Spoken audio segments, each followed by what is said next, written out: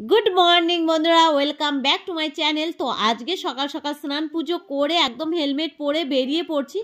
तो এখন বাজে হলো 12টা বেজে গেছে আর ফিরবো মানে 1:30টার ভিতরে। মনা চলে আসবে, তার আগে আমাকে ফিরতে হবে। একটু বাজার থেকে ফল নিলাম, তারপরে এই দিকে চলে এলাম। তো বুঝতেই পারছো কোথায় এসেছি। মা দাঁড়িয়ে আছে দেখতে পাচ্ছ, কারণ পাঁচিলে কাজ হচ্ছে, ওইদিকে মিস্ত্রিরা কাজ করছে। আর আমাদের বাড়িটা যেহেতু স্কুলের পাশেই, তো মাঠে প্রচুর ছেলেপেলে দেখতে পাচ্ছ খেলছে।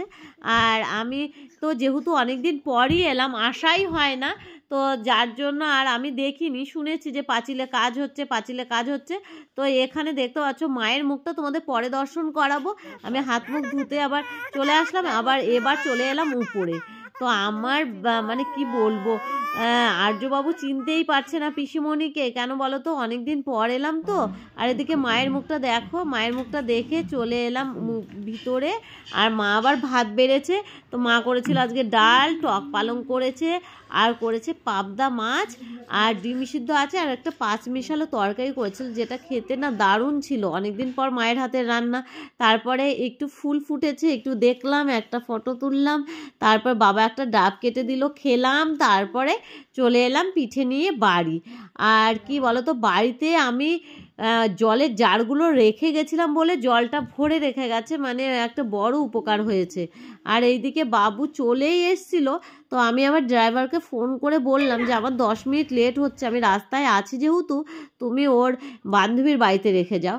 ওখান থেকে আমি তারপর নিয়ে এসে স্নান করালাম, খাওয়ালাম। তারপরে এখন বায়না করছে একটু দোলনা বেঁধে দাও, একটু দোল খাবো। তো শাড়ি দিয়ে প্রথমে বাঁধতেই যাচ্ছিলাম, কিন্তু ভালো হচ্ছে না। তারপরে আবার বেড কভার বার করলাম, তো ওটা দিয়ে একটু দোল বেঁধে দিলাম। এবার ও একটু রোদে বসে ব্যাস ভীষণ খুশি হয়েছে দোলনা পেয়ে। এর আগেও করে দিয়েছিলাম, কিন্তু 2 ভাই বোনে মানে উঠলি কি আর থাকে, একে একদম নরম দোলনা। তো যাই হোক, ও ভীষণ খুশি হয়েছে, একটু রোদ পোহাবে এখানে। আর এইদিকে দেখো পিঠেও খাচ্ছিলাম। এখানে পাটিসাপটা, তারপরে কুলি পিঠে পাঠিয়েছিল, দুধ কুলি, চুষি। তো বাবু খেতে ভীষণ ভালোবাসে আমার ছেলে, যার জন্য মা আর ছেলেকে না দিয়ে খেতেই পারেনি। তো প্রতিবার অনেক সময় হয় ভাই নিয়ে আসে, ভাই পাঠিয়ে দেয়, ভাই যখন অফিস যায় নিয়ে আসে, কিন্তু এখন আর সবাই ব্যস্ত, তো টাইমই হয় না। তো আমরা পিঠে খেতে থাকি। তোমরা আমার চ্যানেলটিকে সাবস্ক্রাইব করো।